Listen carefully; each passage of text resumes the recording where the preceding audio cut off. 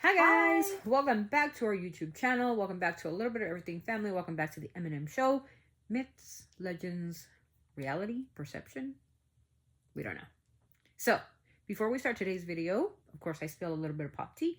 Little pop tea. Today we're going to talk about Miss J Lo. She's messy. All over the news. Divorcing Ben Affleck. So this is my humble opinion, and it's for entertainment purposes only, you guys. I don't hate the girl or anything, but JLo was a dancer for In Living Color for a long time, and I was really, really shocked when Abram Quintanilla decided to put her as the protagonist of being Selena Quintanilla. I thought that it was going to be somebody that was relatable to Selena. I don't think JLo was relatable to Selena. Um, but let's not clout the girl. She did a really good job in the movie. I mean, she kind of even resembles her body and everything, right?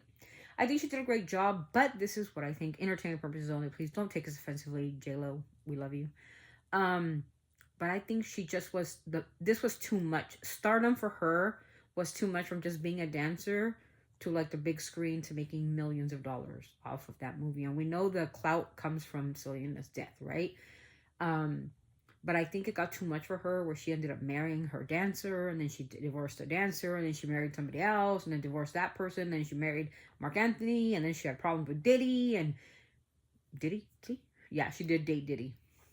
With the shooting and all that other stuff in the nightclub, and then she was involved, and now, as we know, Sean P. Diddy Combs is being indicted for a bunch of federal charges, and wash him black, bro. Good luck. You're gonna need in jail. Don't drop soap. Just kidding. So she's been going through some things, and I believe now that she's divorcing Ben Affleck, she's kind of off and on and off and on, and it's getting kind of like messy and messier by the minute. So I believe that Ms. J Lo having children should be a better role model for her kids. I mean, as the millionaire she is, she should invest. I think her, like, she was gonna do a tour or something like that, but then eventually got canceled because there wasn't enough ticket sales. I mean, she's not like a pop icon. That's my opinion. When I think about pop icons or icons, I think about Britney Spears, Christina Aguilera, the Backstreet Boys, kind of like that in their era. Destiny Child, Beyonce, kind of like that. But for her to say that she's gonna go on tour like Taylor Swift, she's in the wrong year, bro. Because she's been out of the business for a while. She just stick to Vegas or something. But anyways, that's my humble opinion on J Lo. Shout out to J Lo. She's got a great skincare line, so I think it's called J Lo Glow. Nice. I got one product from hers. It's a good product. Does it like miraculous make me younger and my face glow? It does. Makes me look greasy, but it's a good product, right? If you want to look greasy faced, that's what you're gonna get. So today, after the pop culture tea, we're gonna talk about something okay, so we're gonna go like in the Halloween spirit, right? So we're gonna talk about dreams. What are dreams? They represent the past, the present, the future, and the misconstrued mind, right? Here's the story and how the story begins. So we moved into this home about 2019. I bought the home brand new. This used to be a field where we lived, and as you know, everybody knows, I'm pretty sure whoever sees the channel knows that I lost my mom to cancer in 2004. And I never really dreamed of mom, right? So I can't remember her voice. I can't remember her smell. She's been deceased for like 20 years now, 21, going on 21 years. And for the first time when I moved into the home, I dreamed about her. Fun fact. So you guys decide what this is. Is it just my mind playing tricks on me? Is it the fact that I miss her so much? What is it? So one night, I went to sleep early, which is rare. You'll see me here at 3 o'clock in the morning, right? But I did. And either I was sick or something. I went to sleep early. And when we first moved into this house, I heard a knock on the door. This is a dream, okay, you guys? So pay attention. Okay. All right. So I heard a knock on the door, and I opened the door. And it's my mom. Right? And I knew in my dream, subconsciously, that she was not here no more. And David is coming down the stairs, and he invites her in. And I'm in my head thinking, like, how is he inviting her in if she's, not alive? And she comes in. Fun fact, she comes in the dress that I buried her in.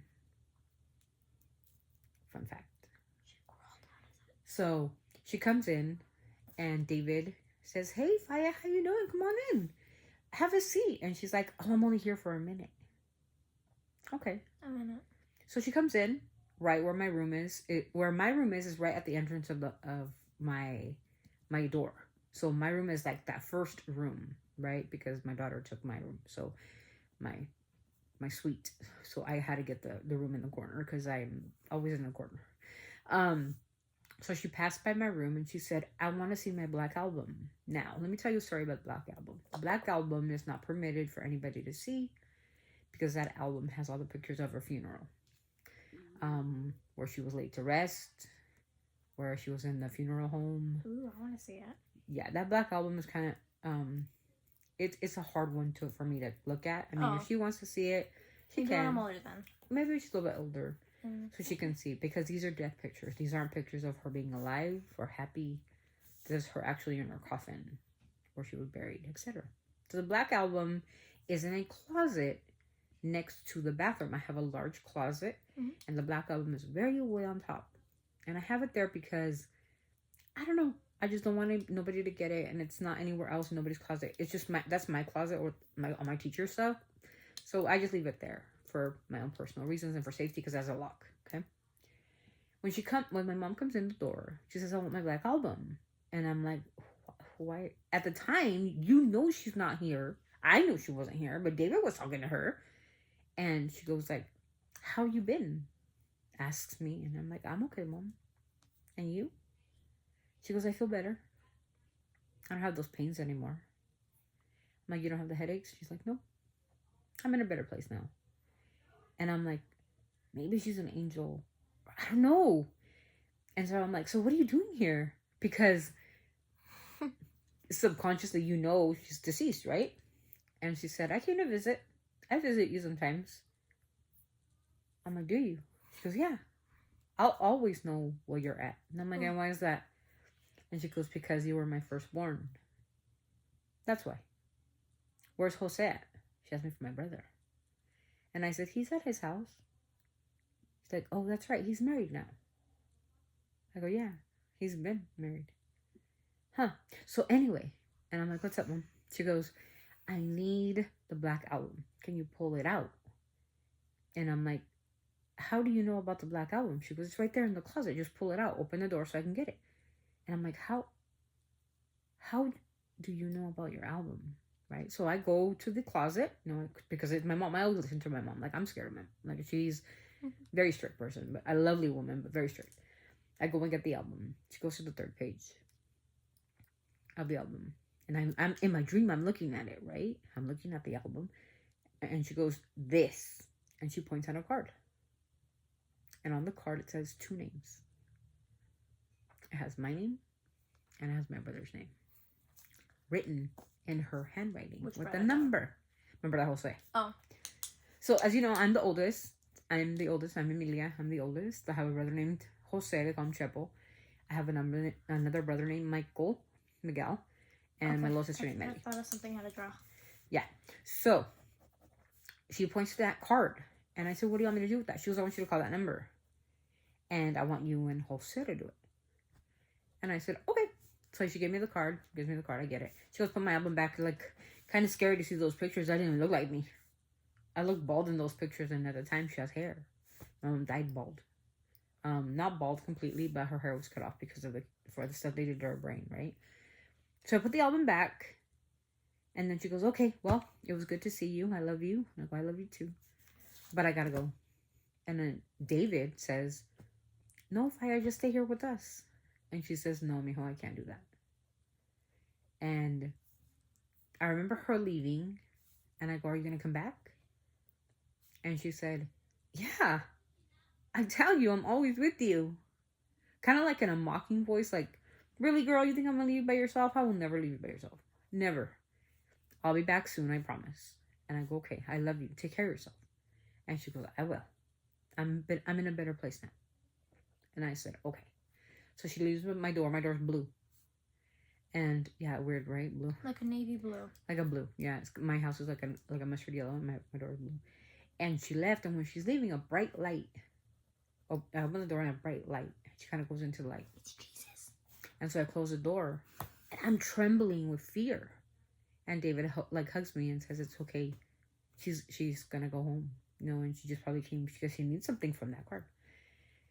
When I woke up from the dream, you guys, it felt so surreal. Like it felt so like it just happened. So I don't know how to explain it, but if you guys ever lost a family member and that family member visits you, it's like she's right there and I could hug her. I remember hugging her before she left. We hugged. I remember her smell and her presence in my dream, but when I woke up, I forget it all. And that was the very last time that I dreamed my mother. Now you're gonna ask yourself, what happened with the card and what was it, right? One of the questions. I told my brother about my dream when he came to visit. I told David about it, and he said she's probably just missing you. Maybe she needs, light or a candle. Because I'm Catholic, so I believe in that stuff, right? And when I told my brother, my little brother, because he's my little brother, I told him about it. He said, open the album and let's check, And I'm like, no, what if it's like something bad or something? And he goes, what could be bad? What could be worse? I'm like, I don't know. So we went in the closet, me and him. Me and my brother Jose have a very special relationship. Both of you guys actually found the card. We did. So me and my brother are very mischievous people. We're very me and him were so close as kids. We still are close, but we're older now. Of course, he has his family, I have mine. But he'll visit me. He's the person that visits me the most. We kind of dislocate each other sometimes because he gets mad at me. I've done some bad things in my life, so he kind of gets mad at me a lot, and I kind of get mad at him because he's done some bad things in his life, so I kind of get mad at him. But there is a male alpha always, and that's the male alpha in my family, my brother. And he wants me to do the best for me. And she was in a dress? Brown dress. Okay. With flowers. And as Emmy's going to illustrate what she looked like and give you her interpretation of my dream. So me and him mischievously go into the closet and open the back album. Go to the third page because that's where she was at. And long and behold, in that third page, we pull out a card. And my brother and my name are on that card with our phone number. It's our old house number back in the 90s, you guys, when we used to have landlines, right? I don't have landlines no more, but we always use cell phones because there's 18 cell phones in this house. Why would I need a landline? But it was our old number. So my brother, of course, being the little troll that he is, he says, call it. And I'm like, no. He goes, God, you're such a... He used a weird word. I'm not going to put it in here, but it's a cat. And you can insert whatever you want, okay? Yeah, you know what I'm talking about. Don't be such a cat, right? And so I called the number because my brother has always convinced me that I should do everything he says. So I called the number and it rings, right? 1, 2, 3, ring. And nobody answered. So we were like, I'm not calling that number again, bro. If they call me back, I'm not answering or whatever because I use my cell phone. And so he's like, who knows? Who knows whose number that belongs to, right? Because that's when we used to live in another little town. We live in big towns now. We used to live in a small town out in the boonies. And I'm like, that's the number that we use. I don't know who lives there. I don't know who got that number, blah, blah. But it did ring 3 times. And nobody picked up the phone. So we kind of just okay, they're not picking up. So we hung up the phone and they never called back. Here's my theory about my dream. My mom came to visit because she did miss us and she knows she has her grandkids with me. Maybe she did want us, me and Jose, to kind of think. In my dream, I feel that she wants me and Jose to fix the family dynamic. Unfortunately, I don't talk to my little brother. It's been 9 going on 10 years since I've seen him or talked to him, which has been really hard on me. And I'm being very honest about it. The reason, I don't know. I've never known the reason. But I wish him happiness and I wish him well. And I don't wish any ill will on my brother at all. He's my brother at the end of the day, and I love him. And through this YouTube one day, if he ever sees it, Miguel, Mike, if you're out there, like, bro, I love you. No matter what we've been through and our fights, at the end of the day, I am my brother's keeper, and I will always be my brother's keeper. So know that I love you and I miss you, and maybe one day we can come to reconcile as a family. But I believe that dream was my mom letting me know and letting Jose know that we are the adult, we are the oldest children, that we should keep our family together. Because the card did only mention me and Jose. And so that day, or a couple days later, I decided to tattoo Revelations. And I have it tattooed on my, I don't know if I can show you. Can I show you? I tattooed Revelations 12:19 because it talks about revenge.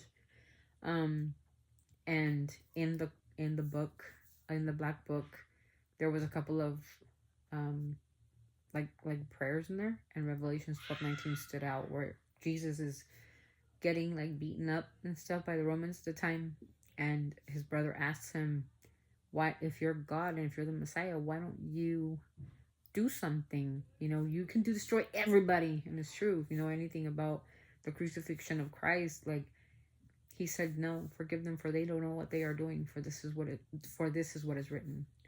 He was going to get beat and hurt, whatever. And he said, if somebody's thirsty, you give them water. If somebody's hungry, you feed them. If somebody hurts you, you just let them hurt you. Because at the end of the day, I am God and revenge is mine. So that's why I tattooed. That's the reason behind the tattoo of Revelations 12:19. I have a lot of tattoos, and I'll give you guys a thorough map of all my tattoos and what they mean. This is hers. My mom liked elephants. She was always a sweet mothering person. If you know elephants, they're known to be like very like motherly, and even though she wasn't really like motherly, you guys, my mom was like not. She was like very let's call it like, you know, Burger King instead of cooking us a meal, you know, and it was me who did most of the cooking most of the time. So she was very like Americanized, and she'd be like, let's get some pizza, you know, or something like that. Maybe she was just tired of traditional stuff and wanted to try something new, or who knows. But that was my dream, you guys. What is the dream? Was the dream something that was in my head and has been in my head for a long time, that I never wanted to open the black book ever? And I didn't look at any pictures in the black book, mind you. We just went to that page where she went into, and I told Triple, that's where it's at. That's where she told me. And Jose said, yeah, there is a card in here, and it does have your name on there. It does have mine. And it only had both our names. So is my dream really just a glimpse of the past, the present, and the future, and subconscious things that are going on in my head that I'm guilty of? Is my dream telling me that me and my brother Jose should be closer because we're the oldest and we're supposed to take care of our little brother and sister? Mind you, my little sister Melissa is like hecka independent. Like, she's like, she'll kick my butt any day of the week. I love you, sister, you know that. But yeah, like, we had a really tight bond, us four, with the four of us, that we had a really tight bond, and it looked like it kind of loosened a little bit. And I believe that my mom in her dream is just telling us, you guys are the oldest, you guys fix this, is what I think my interpretation was. Because why would she go out of her way to come and visit, to ask me, to tell me, like, you're the oldest and your brother's the oldest, fix the situation? But I haven't had the mindset to go and talk to my brother. You know, it's really hard for me to talk about this, but I haven't had the mindset to go talk to him about anything. And we'll never know, you know, but maybe one day we'll reconcile and it'll be good. So that's the topic for today's video, you guys. So again, so what are dreams? Are they real? Are they just bits and pieces of the past, the present, the future? Are they hope? Are they God's way of telling us, you know, like, your mom's in a better place and everything's going to be okay? Is it her trying to come through and saying, like, hey, you need to fix certain problems, honey, with you, with your family? And that's where our video is today. Today is more of a somber video because I wanted to make sure that you guys, like I said, I'm going to give you guys bits and pieces of who we are as a family. And just know that I am an orphan. I tried. I'm an orphan. I don't have a mother or a father. They both are deceased. My mom died in 2004. My dad died in 2011. I have a wonderful stepfather who I love and adore. He's in Mexico. And that's pretty much my entire dynamic of my family. I'm pretty much alone, besides my brothers. And that's who I have. So, my grandma's still alive, by the way. She turned 87 years old. May God protect her from all wrong and bad and everything. Because she's 87. She's holding on. And so, this is Emmy's interpretation of my mom. And that's what she was buried in. A dress with flowers. And it was brown. And her hair was about that short. My mom was kind of chubby like me. So if you see my chubbiness, like me, but some people say I look like her. Some people say I don't. But yeah, her beautiful art. I love it. The black book, right? She came for that black book. So this is more of a story about me and about my family dynamic and what I dreamed and what do you guys think my dream meant? Maybe her spirit actually did come. Think so? I don't think. I think so. I think that my mom is always around Emmy. Emmy sleeps with my mother's blanket. Before she died, she was really sick. And we took out a blue blanket. It has a sun and a moon and stars. I don't know what it has. It's blue. Like the sun medical ones, the ones you get in Mexico. The middle has a sun, a huge giant sun. When Emmy was born in her little cribette, I put it down so she could be like kind of like not flat on it. So I made it as flat as I could so she can have some cushion because my poor baby, she's all chubby. She was so chubby, baby. And she would like rub her nose in the blue blanket. And I always knew that my mom would visit her because I always smelled my mom in that blanket. Emmy's now, 13, but 13 years ago, right? My mom would have been deceased maybe 6 years. 7 years. So I remember her smell. And every time that I would smell my kid, I think I would smell her. My mom. So I knew that she would visit her. For whatever reason. Maybe because they say a lot of people say that me and her look like each other. If you see my kid photos, yeah, she looks like me. More than she does her dad. I think she looks more like me. And I believe that she's always close to her. Because she's the one that she likes to talk about my mom and ask questions about grandma. Like, how you think grandma knows like how, or like when she got like 13 awards last year and the year before that, she's like, you think grandma knows? And we always talk about grandma. We always make it a positive thing to talk about grandma. And one thing about when you lose somebody, we always keep their memory, not because of how they died, but how they lived. And I tell her, like, you think your grandma was so perfect? She was not perfect. She was mean. And she didn't want me dating until I was like 39. And she wanted me to be a lawyer. Because every time we would argue, me and my mom would argue. And we do this now. And I'm like, oh my gosh, my mom was right. Me and Emmy argued quite a bit when I was about 13. And my mom would be so mad at me because I'm so argumentative and so sarcastic. She was an Aries, by the way. I'm a Gemini. But now I understand my mom. Why she would like hit me in the head. She's like, bonk. Now I get her because I was annoying. And she told me like, you know what? And she asked me one day, what do you want to be when you grow up? Yeah. Like, I want to be a cop. She goes, I want you to be a lawyer. Because God, you argue. And that was one thing about my mom. So I just want to give you guys a little bit of glimpse. Like I said, it's more of a somber video for you guys. And if you go watch Temporary. Go watch the video where I'm temporary. And you'll understand why I hurt. A lot of people have misconstrued the video because she's kind of like very strong. Let me tell you something. She's been a rock for me because I would have been destroyed. My depression would have gotten to me, but she makes me happy. So sometimes she's like, Mom, don't cry. Like, come on. Because she wants me to be strong. But sometimes I'm like, I wear my heart on my sleeve, and I think she knows that now. And she understands that. Like, as she's getting older, she's like, I don't know what I do without my mom. Or my dad. And it's true. And it's true. As we get older, we realize, like, how much we love our parents. And how much, if you're to be gone, how much they're missed. And so, go watch Temporary for me. Let's get to 1,000 views on that. Because we're like at 700 and something. Let's make it to 1,000. Let's get it. And again, that's just a small piece of my dream. I will have the part 2 that I promised you guys that I would have. That's creepy, scary movie with that lady in white. I will have that for you guys. I don't know if later on tonight, but I did promise you a video today. But this is about dreams. Are they real? Did they happen subconsciously? Are they all just glimpses of the past, the present, the future combining? Guilt. What is it? Is it the cerebral cortex that tells us these dreams and then we have to pass them on? I don't know what they are, but I know that the day that I moved into this house, a couple weeks later, she was here. And I wonder if she does visit us. Checks up on us when we're sleeping. And I don't find that creepy.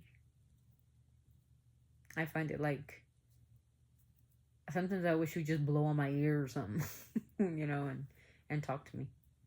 But anyways, you guys, that's the end of this video. I want to thank each and every one of you who has subscribed to our channel. Hi, welcome to our channel. Welcome to A Little Bit of Everything family. Remember, on the road to 100 subscribers, there will be a giveaway. Now, the giveaway is once we reach to 100 subscribers, we're going to do that little, like, that twirly thing, you know, and then we're going to pick some subscribers that have been commenting. I need you to comment, like, and I need you to put something on there. So the more comments you guys put on there, the chances you have to win. So it will be a Korean skincare product. I kind of had a dream that looks like, that sounded like yours. Did you? Yeah. Maybe you can tell them about it later. That was like the last dream I've ever had. I mean, maybe you can tell them in another segment. Maybe. Okay. So see, dreams. They're real. Fake. Fiction. What are they? Mm-hmm. Anyway, you guys, so I want to thank you guys. Don't forget to like, comment, and subscribe to our channel. Don't forget to love and hug your family. Don't forget to love and hug your parents if you have them. Don't forget to love your kids unconditionally, because your kids are your legacy. So until the next time, you guys, we're always sending our love from our family to yours. Until the next vlog, you guys, this is Vlog. This is Eminem. We out. Have a nice day. See ya.